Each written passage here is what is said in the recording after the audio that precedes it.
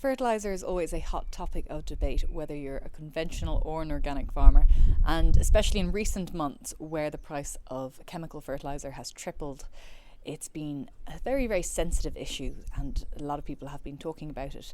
And even on my own farm here, grass growth has been very, very slow. So, in that context of everyone and all farmers looking at how they can give their grass or their tillage that extra little boost, we have decided to speak to Julian Beatty, who is the CEO of NovaQ for Organic Matters this week, brought to you, of course, by the Irish Organic Association.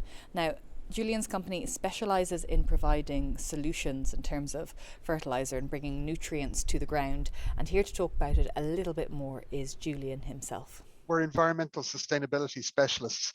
By specialists, that means that's the focus of what we do.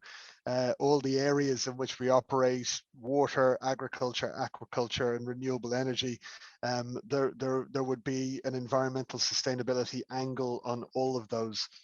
So in terms of agriculture, everything for us starts with the soil. Our main reason for being, most of the products we work with are all either to do with bacteria products for improving the soil biology, for increasing the organic matter within the soil and increasing the functionality, the functional properties of the soil. And then we have a wide range, both organic and conventional, of foliar feed and nutrient products, which are there really to plug the gaps for what's not already being provided in the soil. So I guess because I hear that a lot, especially talking to organic farmers, is that it's all about the soil, and it's all about what's growing up under the soil as opposed to what's going on top of the soil sometimes as well. But I mean, so if I were to come to you, for example, and I had 20 acres there and maybe I thought something needed to be done with it, I mean, how would you go about improving the soil or testing the soil or treating the soil? Because just to try to visualize, what do you actually do? Is it a substance that you're putting on it, or what is it? Well, it starts with a soil analysis. So we would recommend taking soil samples. We would generally recommend doing a lot more analysis than, say, a derogation, or what people are used to testing their NPK and pH, and work out how much lime they have to put on and go from there. So we like to have a look at the mineral content of the soil as well. So both macro and micronutrients. We have a look at how they may conflict with each other. So in Ireland, soils tend to be either high in magnesium or high in manganese. So whichever they're high in, they tend to be low in the other, and both are essential for growing crops. I had a good example today working with somebody who's got really high magnesium in their soils, which means nothing grows properly. But we know that magnesium and calcium are both antagonists, and by adding an available calcium with fertilizer onto the soil means that it unlocks all the other things that are being locked up by the magnesium in the soil. So it's understanding those interactions that are there. So that's the first thing. So once you know where the soil is, you have a fair idea where you want to get the soil to. In most cases with organic farming, there's really good practices in terms of putting on compost and manures and so on to try and improve the organic matter in the soil. And in an ideal world with soil and organic matter, for organic farming, there's, within quite a short period of time, they're in a position where the soil biology is naturally very good anyway. And all of these products are approved for use for organic farmers, because that is obviously can be an issue sometimes in terms of trying to bring up your levels to be just right for growth, optimum growth in an organic farm, because you have a limited supply of what you can actually get. Yeah, absolutely. All the products we have are certified through the IOA, and but they're I think with organic systems, as the soil improves, there's less and less requirement for putting anything into it. So I think particularly our bacteria products are most interesting for people who are in conversion or just coming out of conversion, or who might have a bit of land that's not necessarily as productive as their main body of land. When the soil is good and the land is good, it's not that adding bacteria is not a value. It's just that margin of value doesn't justify the cost of doing so. So it's it's part of a program over a period of time, and it's not indefinite. It might become, it might start off once a year, then it might become once every 2 or 3 years, particularly for organic systems. For conventional, it's different because they damage the soils. I guess you're the managing director, but you're also the founder of NovaQ. So what gave you the idea to start it in the first place? Oh, that's a question I haven't been asked in a long time. Yeah, I just always wanted to work for myself. And I was involved in the chemical industry for many years. I'm a commercial person, and environment was always important to me. Innovation was always important to me. Once we set up NovaQ, we quickly got involved in bacteria products, first for wastewater, then for agriculture. It wasn't very easy being a Dublin person trying to sell products into agriculture, as most of the farmers are kind of going, we're not going to let that Jackeen sell us anything. But that over time now, I've had great people working with me in agriculture, and and working with the IOA have been great support as well. Yeah, over the years, some of the things we've been doing, focusing on the soil and soil biology, we were laughed at in 2011, 2012, 13 when we were starting this. Nobody wanted to know about it. Now, fertilizer prices where they are, suddenly everything's all about the soil, and yeah, I don't know whether we were just a bit early for it, and now it's the kind of the big buzz thing. It's becoming quite interesting for agriculture, and it's such a pleasure to see how the organic sector is now being recognized for what it should be, going forward. This desire in Europe to get to 25% organic land use across Europe is amazing, and huge credit to the IOA. I was working with Julian a little bit on that, and it's just been fantastic to see how that's grown, and we look forward to seeing it into fruition in Ireland. You're talking kind of about growth there and talking about fertilizer prices as well. I'm wondering, do you just have organic farmers coming to you, or do you have conventional farmers interested, or has there been a surge in conventional since fertilizer prices have increased? Yeah, we'd be certainly dealing more with conventional farmers than organic farmers. That's natural. There's not enough organic farmers in Ireland to justify that sole focus. But there's no doubt that the conventional farmers are now looking at some of the practices that would have been more aligned with organic farming. And what's happening inside the soil matters much more to them now, and they recognize the value of that. It'll be very interesting to see over the next few years how the measurement of carbon in the soil is also reflected in Irish agriculture. I hope that it's not negative for all of those who've taken the leap early and dramatically improved their soil organic carbon. That I hope they don't get penalized going forward by somebody setting a benchmark in 2023 of where your carbon is and giving you benefits for improving it from there. I hope it reflects the people who've been the real innovators in this space, and that particularly reflects to the existing organic farmers. Yeah, something that we're all kind of conscious of as well is, I guess, our emissions target in agriculture. They're going to be up to 30%. We have to reduce emissions by 2030 from the agriculture sector, and this is something that's kind of discussed on your website again. Getting to net zero and the environmental sustainability around it. So, do you think your product can help with that? Is that something that's part of the end goal as well here? Yeah, there's two big aspects that we work on in terms of emissions in agriculture. One of those is in slurry treatments, where the using biology properly within slurry will reduce the greenhouse gas emissions from slurry. But we're also very involved in anaerobic digestion and upgrading biogas produced in anaerobic digesters into biomethane, which can then be used in transport as a renewable biofuel. It's the only real alternative for heavy goods vehicle to diesel.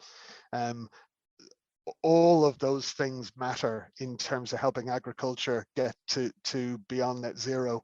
I think as well, we have to help farmers recognize the value that they have within their slurry as a fertilizer, and within the potential of anaerobic digestion to produce organic fertilizers as well, with digestate to be spread on the land.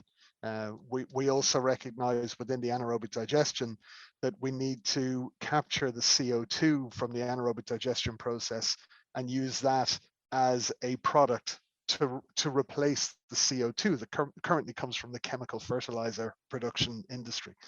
Okay, so there's a lot of areas. I'm going to ask you a slightly awkward question. So I am a suckler farmer, and we have spread slurry today with low emission slurry spreading. And I think that I am the bee's knees for making that effort to use low emission slurry spreading technology. But do you kind of see that all farmers will have to add something to treat their slurry? Are you saying that we can add something to it to tinker with the biology to help reduce emissions even more? And most importantly, the cost element. Say if I pay my contractor, I don't know, €500 today for spreading, what's he spreading? 10,000 gallons or something like that. How much more than the 500 am I going to have to pay to add that biology fixing tool to it? I think the question is going to be slightly different. It's what can I add to my slurry that's going to give me more out of my slurry? So in cattle slurry, what are you? Everything you smell is you losing money. Okay. So that the main things that you smell with cattle slurry are sulfur and nitrogen. So that's your H2S in your slurry gas and your ammonia coming off. That's basically what you're wasting. So with a good slurry treatment, you're not, number one, you're not going to smell anything, which means that those nutrients are staying within the slurry. By using a good slurry additive, and there are some good slurry additives and there are some not so good slurry additives. Using a good slurry additive, like our bacteria and enzyme product, will solubilize the solids that are within that slurry, which mean also that when it goes to the ground, it's not staying on top where it's always giving off emissions. Now, obviously, if you're using a trailing shoe, you eliminate that problem anyway. But trailing shoes working with untreated cattle slurry, you've probably done a day or two's agitation before you're able to get it through the trailing shoe in the first place. Okay. As opposed to, we were with a big farmer there quite recently who's got certainly over 600-700 head of cattle. So the slurry from that, it's a big tank. And after 40 minutes of agitating, we were saying, why are you still agitating this? And he kind of looked at me and said, I actually don't know, because it just wasn't necessary. So there's a big reduction there in the cost of agitation. It delivers a better product into the field. And also you're putting more bacteria that you've got in the slurry, you're putting that into the field as well. And that's going to have capacity for things like solubilizing phosphorus, solubilizing potassium, fixing nitrogen within the soil. All of those functionalities are within the slurry additive products that we have. How far away are we from this becoming commonplace? How far away are we for like, to me, walking into a co-op and just seeing this for sale, like, say, I don't know, cattle feed or something like that?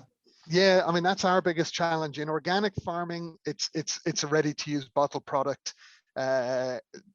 Doing it that way is more expensive. Our ideal way to do it is using bioreactor grow tanks, because there's a complex relationship between bacteria and enzymes and the capacity to break down the solids in slurry. It's so much more powerful if you actually make this up and produce those enzymes, which unfortunately at the moment it's not yet available for the organic sector. But the ready-to-use organic products they will still do that job. But there's less in organic. It's more about manure.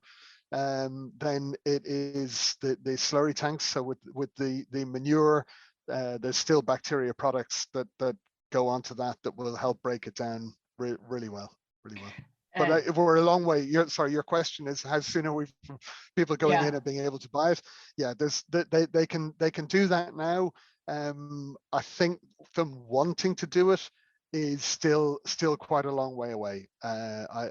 Even though fertilizer and everything has become really expensive, I think we're a long way from farmers. I haven't seen much evidence of farmers looking at their slurry as a valuable product. I still think they kind of look at it too much as something that they need to deal with, something that they need to get out there because it's an annoying byproduct as opposed to something that's a really, really valuable source of nutrient for the crops. Taking a step back for a moment, you mentioned anaerobic digesters and you mentioned the digestate as well. I mean, I know UK farmers who use digestate, I mean, it has a higher fertilizer effect essentially, but we have a tiny, I mean, it's a minuscule anaerobic digestion sector in Ireland. So are there considerable challenges there as well? Yeah, the challenges around regulation, it takes 2 years plus to get an anaerobic digester approved in Ireland, and everybody opposes them. For me, I'm very biased. I'll admit that freely. But for heavy goods transport is the best example for me, where there is no other renewable alternative to biogas for heavy goods transport. Everyone talks about hydrogen, but hydrogen is donkey's years away, and it's also really expensive to produce in terms of energy, and it's really expensive to transport in terms of energy, while biogas is a direct replacement for natural gas. Electricity for heavy goods vehicles, you can forget it. You know, you can have an electric 40-ton truck, but it's not going to be a 40-ton truck. It's going to be a 50-ton truck, and it's going to have a range of about 100 kilometers. So that, you know, it's not practical. With bio LNG, you can have a range of, I don't know, I think I heard 1,100 kilometers, 1,200 kilometers, that kind of range with a biofuel. And a biofuel is derived from waste. In that case, it's not carbon positive, it's carbon negative. You're actually taking carbon away in net effect, because you're doing something that at the moment can only be done by diesel or petrol. So what needs to be done essentially, and who needs to do it? Is it the farming sector that needs to kind of pull up its socks and say, okay, we actually need to look at using our slurry more capably, or is it also the government and maybe the Department of Agriculture looking at easing the rules or simplifying the rules around anaerobic digestion? You know, what needs to be done to see this actually succeed? Well, I had a builder of anaerobic digestion plants from Germany here a few weeks ago, and we were talking about how did Germany build so many AD plants at the time, because there's 10,000 AD plants in Germany. Now they didn't do everything right, but they built an AD industry very quickly, and the way they did it was that for on-farm anaerobic digestion, they allowed the approval of a certain template of AD plant. And once the farmers were putting a planning application in based on one of those templates, the local authorities were obliged to respond within 3 months. If you were able to cut down the planning process to make it that easy to build an agricultural AD plant, and you know set it up that well, I think AD would be used very quickly. The other thing that needs to happen is we need to get clarity on the market. So every time we think that we're getting a bit of clarity on the anaerobic digestion market, then rumor comes out that there might be a new government support coming around the corner, and everybody suddenly takes a step back, said, well, I'm not going to do it until I get this new government support. So we need to get clarity. That clarity needs to be long term. So we need to have, you know, we're now at 2022. We need to have clarity out to 2030, what people are going to get for as a minimum for the gas that comes out of their biogas plant. There's huge supports from the likes of gas networks who are very keen to get biogas into their system. So, GNI are people that everybody should talk to. And, whether it's for gas injection into the grid or whether if you're lucky enough to be beside the grid, or whether it's for gas transport, get a number of farmers together, get a cooperative together, make an anaerobic digestion plant that's commercially of a reasonable scale, and the sooner the better, as far as I'm concerned. That was, of course, Julian Beatty there speaking to me for Organic Matters, the podcast brought to you by the Irish Organic Association. And if you want to find out more about Julian's work, you can head over to their website, NovaQ. But also, if you want to find out more about the Irish Organic Association, do please visit www.irishodganicassociation.ie and make sure to subscribe to the podcast, and it will arrive into your podcast server of choice every single week. But for now, I've been Hannah Quinn Mulligan, and thank you very much for listening.